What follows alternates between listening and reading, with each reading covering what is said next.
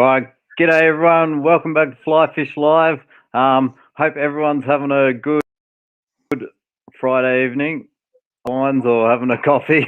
But tonight we're heading over to Ireland to speak to our third competitor, which is Peter Driver. So we'll actually head over to Peter right now. Peter, mate, Hi, how Josh. are you? Hi, everybody. How are you keeping, buddy? Good, man. How are you? Not too bad, man. Not too bad. I'm on the the coffee here, the tea. Actually, tea for me tonight.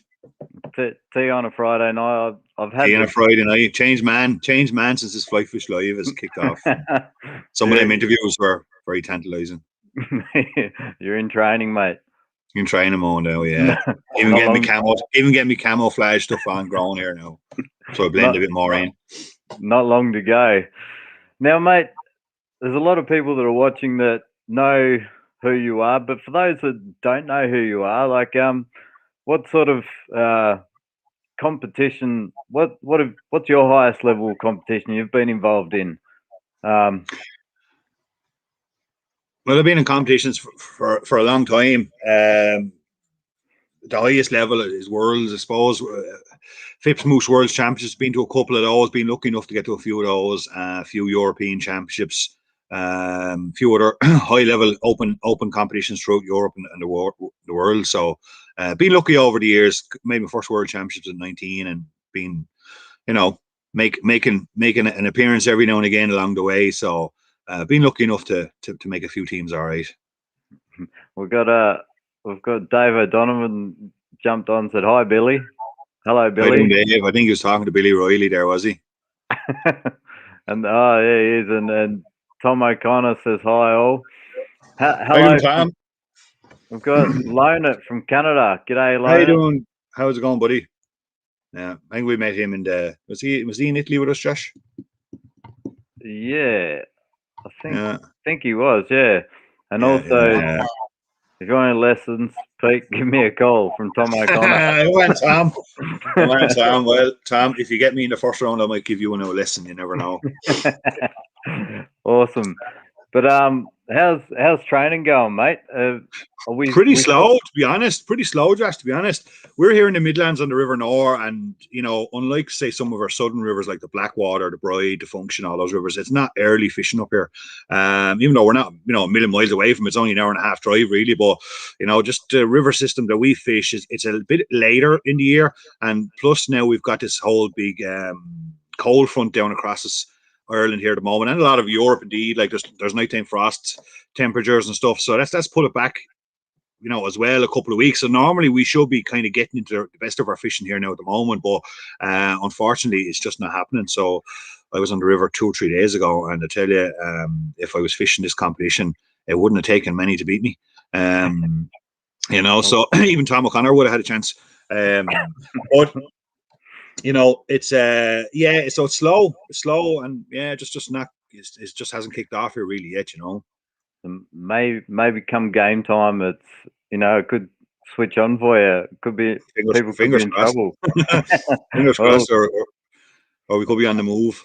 We saw you jump in on Series 1 when we started Fly Fish Live. You did pretty well. You made the semi-finals, I do believe, and it was from memory. I think you were up against Marcus Erstros from Sweden, and that's right. Pipped him at the post, I think it was. But it was a great match. Yeah, we thoroughly enjoyed that. Yeah, was a great match. Now, how's your?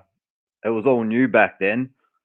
Now, have you taken a different approach now that Series 2's come to live, and you've been there before with this 1 hour competition? Have you taken a different approach? Well, yes, and I tell you, the experience of fishing that competition last year has completely changed the way I approach all my fishing now at the moment. Even if I wasn't getting ready for Fly Fish Live, if I was getting ready for a Leinster Championships or the Thomastown National Championships or whatever, maybe in All Ireland or Europeans, the experience of how we practiced and the way we set ourselves up, the emphasis we put on our efficiency you know, our time management, our beat management last year, getting ready for Fly Fish Live, and then the experience of fishing the match itself has completely changed my whole outlook and approach on how I fish and prepare for championships now at the moment. So I have thought a lot about during the winter of how, you know, we can turn, you know, be you know, effective 99% of the time for that 1 hour session. You know, energy wise, and, you know, putting fish in the net, making sure, you know, everything you hit, you get, everything you meet, you put to the net, and, you know, maximizing the amount of time that you're effectively fishing, i.e. fishing water where fish is, which is a big thing. You know, if you have a 1 hour session and you're not fishing over fish for 90% of that session, well, you're just beating yourself before anyone even gets a chance to beat you. So, you know, focusing a lot on stuff like that, looking at my setup, my rigs, the way I set me gear up, even my chest pack and everything like that, changed everything since last year to be a lot more efficient, strip things back an awful lot. And yeah, really looking forward to experience this year. Last year was an amazing experience. Like, you know, anyone that didn't see or didn't take part in it, like, it's kind of hard to explain, but, you know, myself and Dave and a few of the other guys that did it, like, you know, it was a revolution to a lot of senses, like. And you said practice is not going too flash hot at the moment. No, but we got a bit of time. We're okay. You know, we're all right. Yeah. I'm not sweating yet. Like, I've got the experience of last year, so that is a big thing. You know, I think it's going to be a big thing. There's still a lot of new people coming into it this year, and you know, and I think the guys that fished last year will just have that little bit of a, I wouldn't say an edge, but definitely a little bit more calmness when it comes down to the hunt, and you know, and into those final few minutes before the match goes live, that, you know, you don't make stupid rash decisions, and you know, you could be maybe just get off to a better start, maybe, hopefully, fingers crossed. Now that you've had that experience in series 1, is there anything that you probably don't want to, but is there anything that you would give advice to someone that hasn't done it before, that is going into this competition? We so far know Tom O'Connor is yeah, and Tom's new to it. Tom's new to it, like, so you know, yeah, Tom, I know Andrew was in. I've seen both are great interviews there the other day, and great to see the guys come on. They're going to have a great time with this thing. You know, Andrew fished a practice match last year, so that'll stand to him as well, like, having that experience of 1 hour. Like, but, you know, for anyone that's new into this kind of this 1 hour match fishing, intense match fishing, you know, you got to go for the jugular from the first minute. Like, you know, there's no time to be, as I say, pricking around. Like, you know, you don't have time. You got to be efficient. You can't afford a knot. You can't afford to break off. You can't afford to lose an inch. You can't afford to get stuck in the bed of the river. You know, you can't afford to miss a fish, and, you know, you can afford none of that. So in your practice, it's got to be intense. It's got to be, you know, non-stop for that 1 hour, and maximize the amount of time you're fishing. And when you're preparing for your match, do you have you already know exactly where you're going to go at sort of a what time frame? You try your best. You try your best through your practice. You know, you get an idea where fish are lying. You'll have, obviously, and one thing I would do is I would weigh the beat that I'm going to probably pick for the match. I'd have weighted it maybe 3 or 4 times, maybe 4 or 5 days beforehand, to understand where every rock and stone is, so there's no trip ups, there's no surprises there, you know. Maybe pull out a new stick or two if there's a stick or two that might snag you up, depending on the river you're fishing. But yeah, look, at you got to pick your water. You got to try and make a plan. But that's even in a 3 hour match, you got to do that, right? So you got to pick a plan, try and stick to it. Obviously, something's going to differ from that, like, you know, if fish don't happen to be on, or, you know, or they've moved, or something happens, you know, there's things out of your control that will determine how you're going to fish on that particular day. But, you know, to the best of your ability, you try and make a plan, and once you make that plan, as I always say, stick to it, execute it as best you can. If it works out for you, great. If it doesn't, you know, as long as you've done, you know, followed your plan, fished the way you wanted to fish as hard as you can, be efficient as you can, well, then there's other things outside of your control that just might determine the outcome of the match. Yeah, that's a bit like the weather. Like, you don't have any control over that. And absolutely, yeah. Now with your practicing and stuff for a match like this, do you just go down and fish for the 1 hour? Do you do exactly as what the game is? 1 hour. Absolutely. Yeah, you got to time yourself. There's no point going for an hour and 10 minutes. You're not going to have an hour and 10 minutes in the match. You're going to have an hour. There's no point going for 50 minutes. You're going to have an hour. So practice yourself for the hour. You got to pace yourself for that hour. You got to make sure that the river you pick, the piece of water you pick, has the ability to contain you for an hour. you know, and even maybe a little bit extra on either side in case you need to cover an extra 100 yards or 200 yards of water. Like we seen last year, Corey Scott cover vast amount of water because he had to. He had no choice. Like he was fishing in the middle of winter, you know. So you know, so he had to have that plan. He had to have that amount of water. So if you pick a small piece of water and then that water doesn't happen to fish, well, then you need to have a backup plan. You know, that you can access water, or you know, a couple of yards up the river, or 100. You know, a quick sprint, and you're, you know, we've seen in my match, even the match I got bet. Now, even though I was well bet, by the time I switched those pools. But like it was a 250-yard sprint up to the river, and I was back on a pot of fish again, and I managed to take another 11 or 12 fish out in the last 10 minutes. You know, so something like that can be the difference between winning and losing. Running out of water is just a sickener. Like if you fish through a beat and you find out that you're there in 50 minutes and you got 10 minutes to go, doubling back.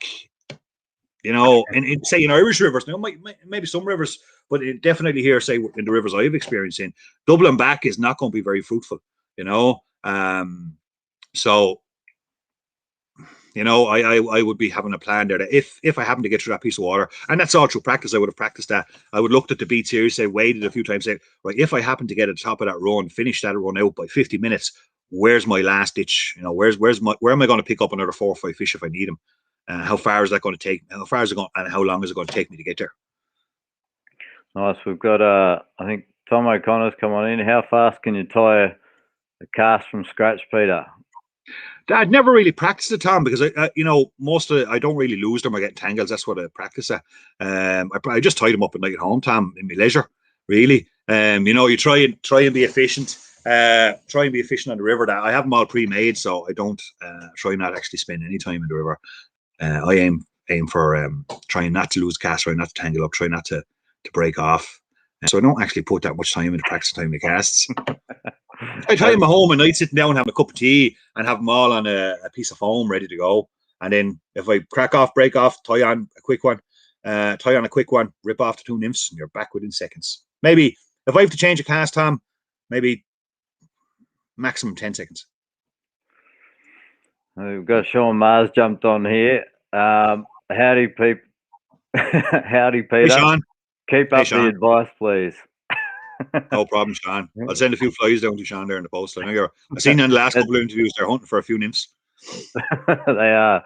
I can't remember who sent. Who was it? I think Tom sent him down that killer nymph that got him to 60-40 the other day. Did you hear something? Yeah, crazy. Do you have?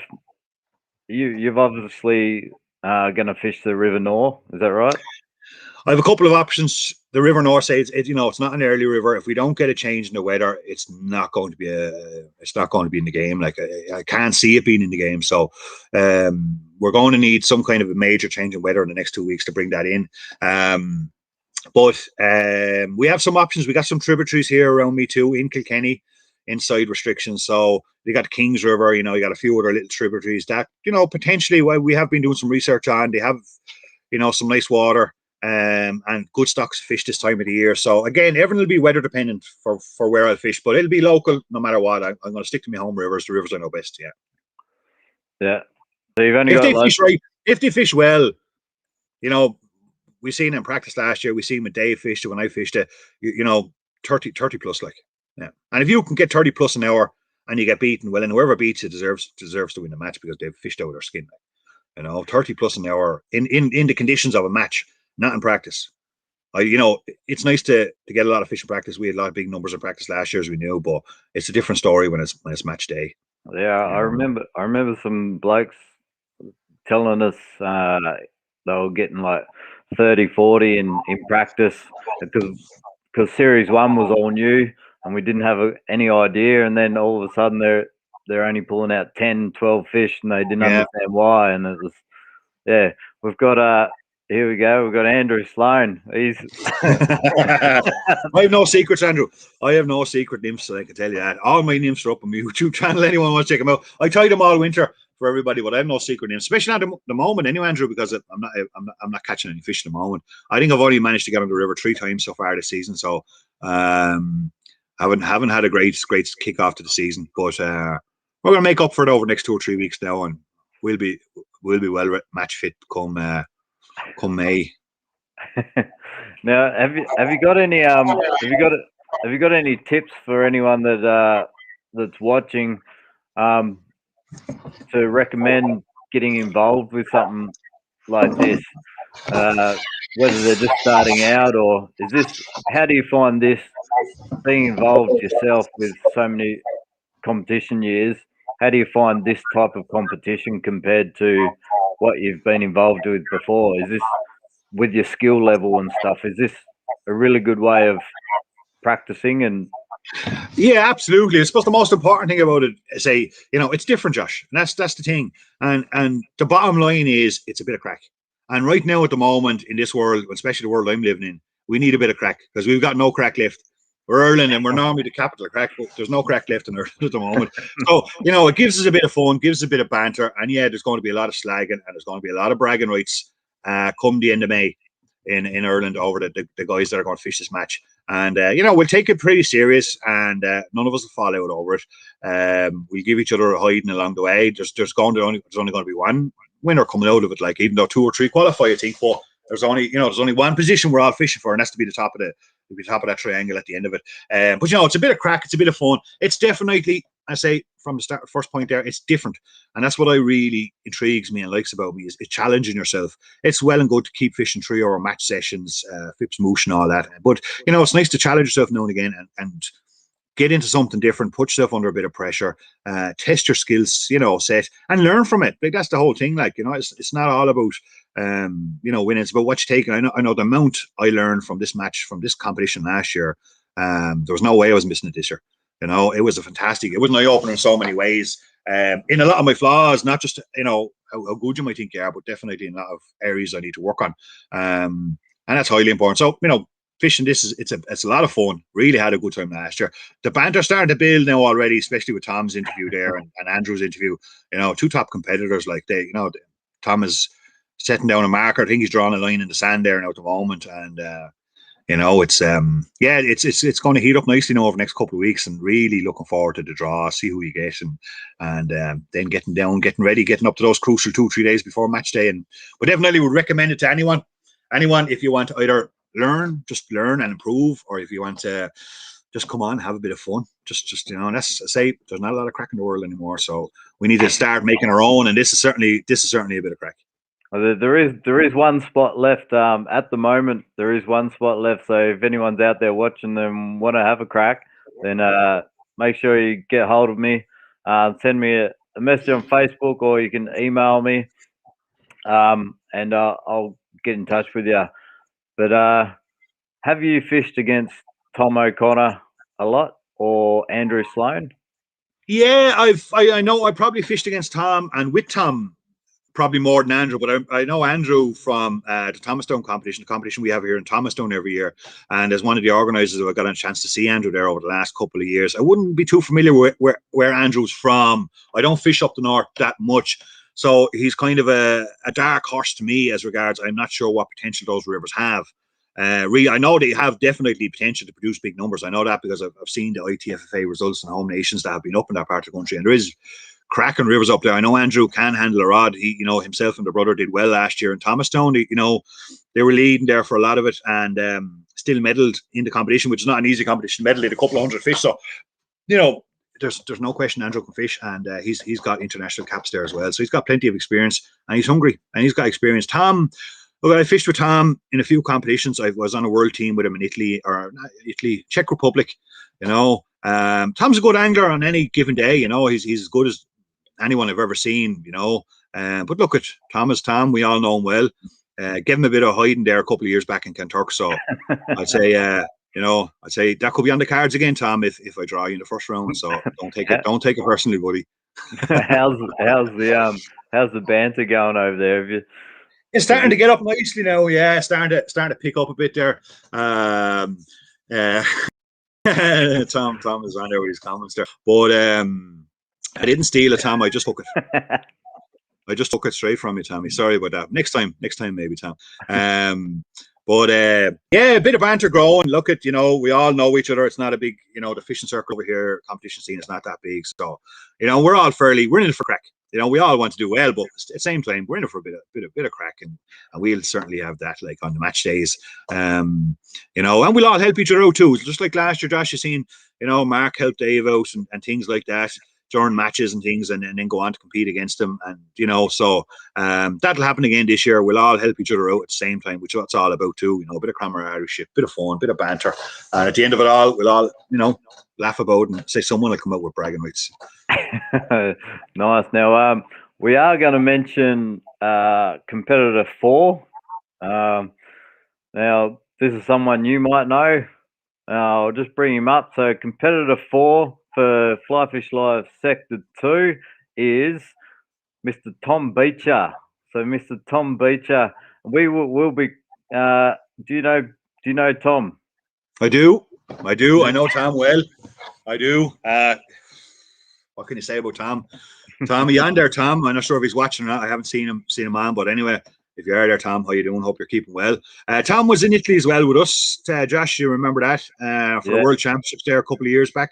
Cracking angler, hungry. You know, hungry. I call him a hungry angler. He can fish. The cormorant, Dave Donovan calls him the cormorant. See in the comments there. But boy, can that man fish? Yeah, look at. There's no weakness there. You know, Tom's a fantastic angler. If he gets on the run of fish, you know, you want to be getting numbers to beat him. The whole thing is how these rivers fish. He's down kind of around the upper Blackwater and Connacht and upper Bride, I think, or the Bride there and stuff. Beautiful rivers. Will they hold the stocks of fish, or is Tom planning to move? I don't know. We'll have to wait and see. That'll be the big thing, is where's Tom going to fish. But if he can catch him, I can tell you that now. I was in the the Val di Sole Cup with Tom a year before the World Championships up in northern Italy. Tough competition. Tom bronze medal in that, like, so, you know, he's been on several international teams. He's won plenty. He can fish and he's hungry. You know, he won't give it up. You're not going to get it soft off Tom. You're going to have to beat him, like. So this is I suppose the beauty about this game, where you can fish whatever river you like. You can pick what river you want. You're beat. You don't have to be dedicated. But I don't know if that's a good thing, Josh, because then for some people you don't have an excuse. You know, if you know, some people, shit, I got a bad beat, like that's a great one. I've used it myself a good few times, you know. Where if you actually get to choose and pick your own river, that puts an awful lot more pressure on you. I remember last year, like you weren't sleeping 2 nights before the competition because you were just thinking about this beat, that beat, this beat, that beat. You know, will it fish, won't it fish? You know, you were sitting there 5 minutes before the match even starts thinking, God, will I run up there now and change my beat? You know, so it doesn't make things any easier. I can tell you that. It adds to the pressure because you have to choose your own piece of water, and it takes an awful lot. You know, if your water doesn't fish then, or if you can't fish it properly, well then that's all on you, like, you know. So it doesn't make it any easier. It actually makes the whole decision process a lot tougher. Now we are doing the live draw Friday next week. Now, if you know, well, when you know who you're going to come up against in your first match, would you be studying how many fish you've fished in that river before, or if you've been there before and stuff like that? Does that play in the back of your head, or do you just go to where you're going to go and keep a game plan? To an extent, like, once I see the draw, like, you know, there's a few lads in it, and a fair idea who most of the lads are, like, you know, there's going to be some dark horses there, or a chap from, you know, the USA no one knows anything about, so he's one I'm going to be really intrigued by. Can't wait to see him and meet him. You know, you've got a few other lads there. Age is probably not on their side and stuff like that. So, you know, I'm not going to say there's a few handy matches there, but there's definitely people there you wouldn't mind drawing over a few other people that you might think, oh, I'm not sure if I really want him in the first round. I'd rather, you know, get over the first round if I could, and maybe meet them in the quarters or the semis along the way when you're up to speed a bit. But, you know, it all depends on who you draw, and then that'll give you a fair idea. You know, you have an idea where they're going to fish. I wouldn't let that play in my mind too much. You know, we said it last year, 25 plus is what you need to at least to be in a shout to win a session. And I think bar my match when I won it with 17, you know, it was up around the 25s, 26s. Even Dave hit a 45 and still managed to lose it. But, you know, you're still going to need to get, you know, regardless of what they catch, you still have to be aiming for the 30 mark. Like, you know, you've got to be aiming for the 30 mark, regardless of what, you know. If they can only catch 5, well, that's, you know, they're going to get a hide. And if they can catch 29, they're going to get bet by 1. If they can catch 31, you catch 30, well, then they win it. Like, but I still aim for the 30 mark. If you can get 30 fish to your net in an hour, that's pretty good going. Two fish every 2 minutes. Yeah. You're always going to aim for higher, like, you know, you're going to aim to push on, but like, you know, 30 fish, like, is when you go out there from Series 1, like when you go out there, do you say, right, I want to try and get this number of fish, or do you just take it as it comes, fish after fish? Take it as come. Yeah. Yeah. What my focus would be on, miss nothing, drop nothing. That's what my main focus would be on. Be attentive to everything that's going on around me, the ditches around me, the way my nymphs are working through the water, the current, the pools, where I'm fishing, where I'm walking. So I'm not walking into anywhere that there's a possibility of catching a fish. I'm not fishing anywhere that there's not a possibility of catching fish. So I'm trying not to fish blank water where, you know, you're trying to estimate the best and optimal place to be putting your nymphs to catch a fish in every single cast. So, you know, you're really focusing on that, not thinking about what the final figure is going to be. I'll think about that at a minute past the hour. But up until then, it's just complete focus on everything that touches that nymph, you put it to the net, you know. And then when you're focused on that, you can find your problems. You can find out if your leaders are too long, if your rod is too long for that particular bead, whatever it may be, you know. The taper in your leader mightn't be aggressive enough or progressive enough or whatever it may be. You know, you can tune in on those things a little bit more, and just, you know, work on your efficiency and say, you know, it's all about the final count at the end of it. Nice. Well, on Sunday we're actually going to cross over to Mr. Tom Beecher on Sunday. Everyone's going to make sure you jump on same time again, Island time, 8 p.m.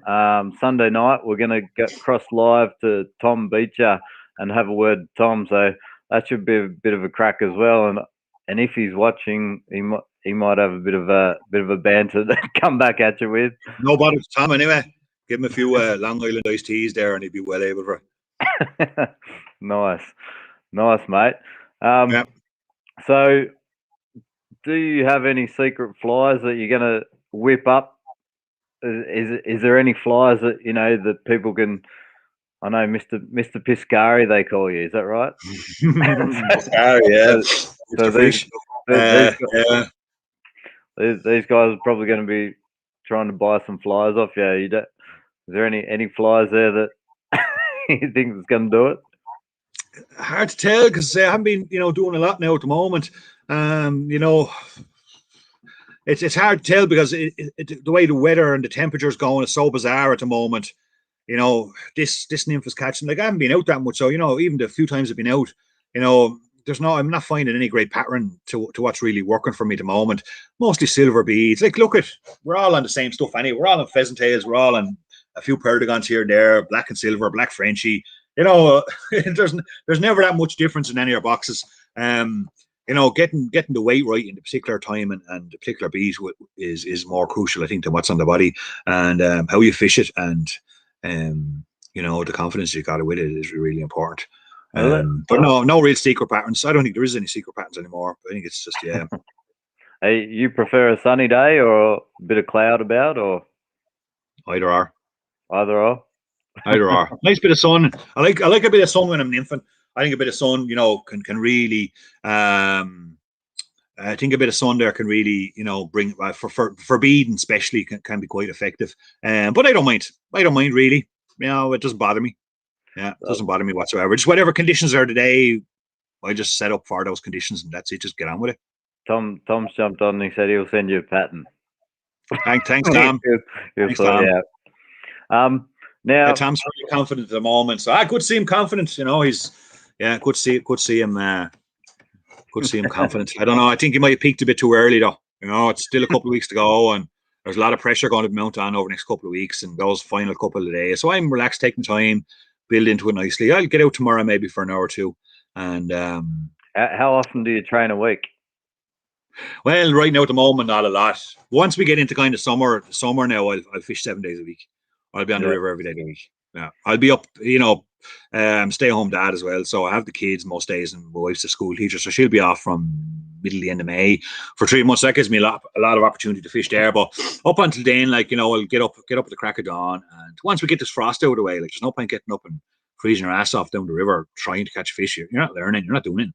So you know, once we get back into good weather and normalized weather, well then, you know, I'll get 2 hours every morning. You know, I'll be on the river for 5 a.m., 6 a.m., whatever it is, and get 2 good hours. That's enough. You know, that's enough. I find that's enough. So, you know, do that every day of the week and come home and do your day's work or whatever you have to do and mind the kids, and then, you know, get an odd bigger day here and there. Nice. Sean, with Sean say, Piscari beat only nymph. Absolutely. Absolutely. I mightn't even put anybody on my beads. I might just go down to the bead and the super glue. It does work. It does work. But I don't know if it. Maybe there's a fly you got there that is not for sale at the moment that no one knows about. We'll see. We'll see. Yeah. We'll see at the end of the match.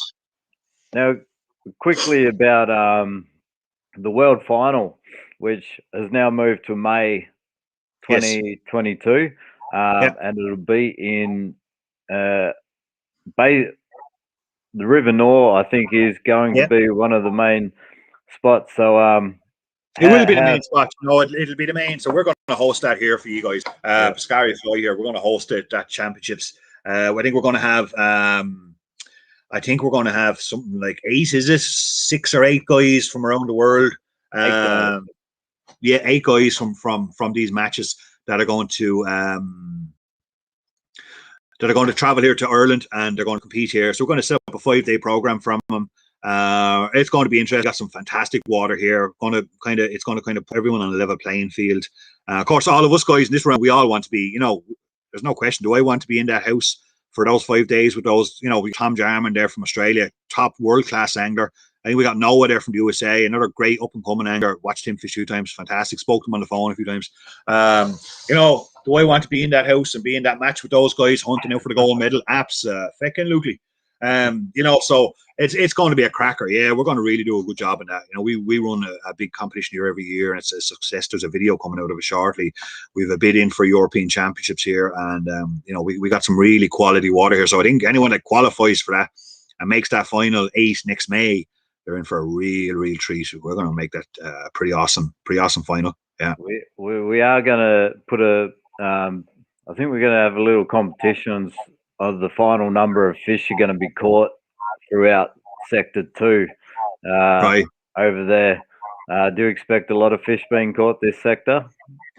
If the weather switches, yes, Josh. If the weather switches around and the trout switch on, you know, if the weather switches around and we really see the likes of the Nore and the Blackwater. I know Tom got a lot of fish there now the other day. But you know, if they really switch on consistently, you know, so you can be guaranteed, you know, that it's not just one day you know, it's not just an odd day, that it's consistent every day that those fish are fishing really well. Yeah, absolutely. Like you could be looking at each match, you know, having a potential of 60 fish, you know, 60, 70 fish in a match between the two competitors, and then, you know, multiply that by how many matches? Yeah, we saw 10 matches. We saw the final last year produced over 100 fish in the 1 hour. There you go. That was just crazy. We've got Alex Harms here. Bring fly fishing to Finland, lads. Fly Fish Live Finland. Don't worry, mate. Sector 3 is coming up in July, and Fly Fish Live Finland will be involved in that. It should be a lot of fun. Stuff. Yeah, good stuff. Look forward to seeing that one in July. Yeah. So the World Final, May 2022. It should be absolute crack. I'm looking forward to get over there, mate.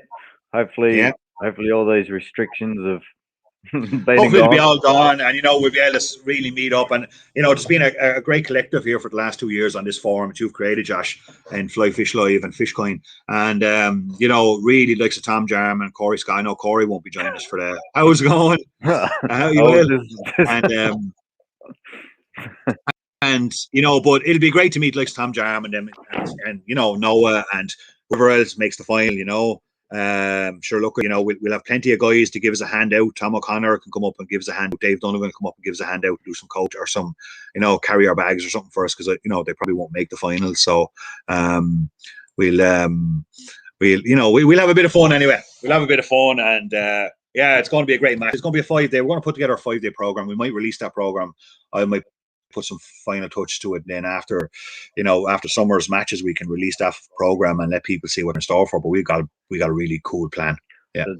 So this sector 2 is basically, especially your match and anyone else that's in your sort of area will be get a taste of what's to come in the world final. Absolutely, yeah. It's, you know, any match that I'm in, probably there's 1 or 2 other guys that might jump on the Nora as well. So, you know, definitely anyone from outside our area that's not familiar with the Nora, their matches you want to be watching, because more than likely some of them beats that we're going to be competing on will be beats that will be used during the world finals. Yeah. We've got Mr. Peter Doherty. Peter, if you need help, let me know. Thanks, Peter. I've had some messages from Tom O'Connor and Andrew saying, you know, the banter's really picking up over there since their interviews. So absolutely, yeah. Geez, yeah. You might have to turn your phone off, mate. I'll check it out on silent here. I could be getting Tom could be sending me a couple of messages here now. I'd say, no, not yet, Tom. Not yet. I'm waiting, Tom. Waiting for it. Yeah. Now look, they're good guys. They're all good guys. You know, there's it's great to have a group of us together. You'd love to see more people get involved. Really would, like, and not because trying to promote anything, but just the fact that, you know, it's a bit of crack, it's a bit of banter. Sure, you know what? If you get a hide in the first round, who cares? You know, who cares? Just take part and give it a whirl, and, you know, learn something from it. And then, you know, I know if I get bet in the first round, depending who I get, but if I get bet in the first round, I'll still be involved in every match after that, because could be on the phone for David, on the camera for David, on the camera for Tom, or, you know, or Mark, or whoever it may be, or whatever. And you know, you'd be researching beats for them and stuff like that. So, you know, it's no matter when you get bet, you're going to be there right till the final anyway. You know, and on final match day, I'll be if I'm not in the river, I'll be on the bank of the river. You know, so bit of crack and a bit of banter. Anyone that wants to get involved, geez, by all means, you're more than welcome. As long as you can take it. As long as you can take it. As long as you can take the slagging and the bragging, but it's harmless. And if they make the world final, then I'm sure there's going to be a big party at the end of it. It's going to be cracking. If Piscari flies into it, there'll be a party. Look out.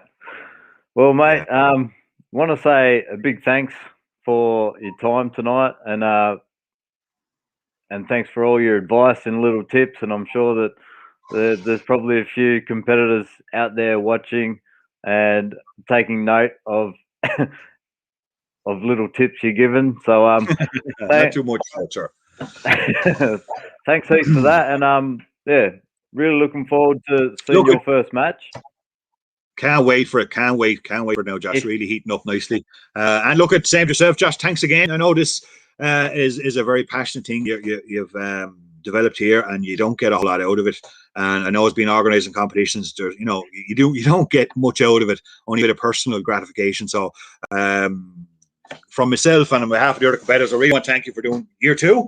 And we had such a crack out of this last year for the whole summer. It kept us going the whole summer, even when the matches were over. We still had great crack out of it. So, you know, hats off to you, Josh. You give up your time. And now I know what goes behind the scenes there, because we talk regularly about things, but an awful lot of your time goes into getting this to where it is.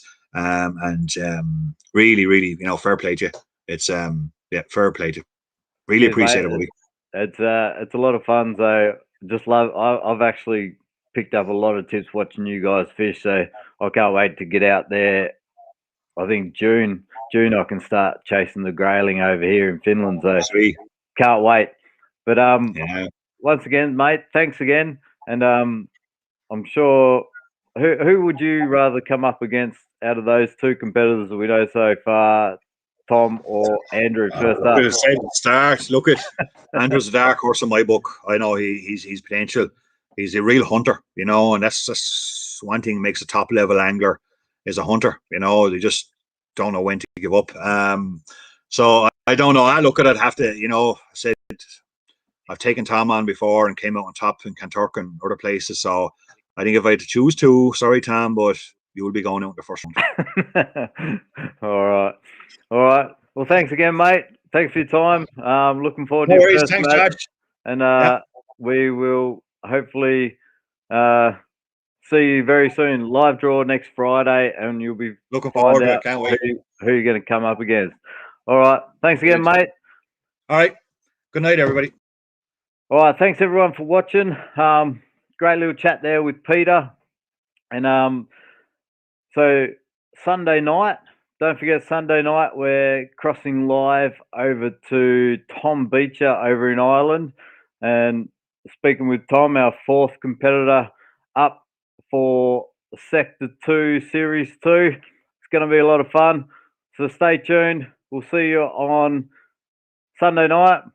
And if you're having a wine tonight, have a good one. Have one for me. All right. Over and out, guys. See you Sunday.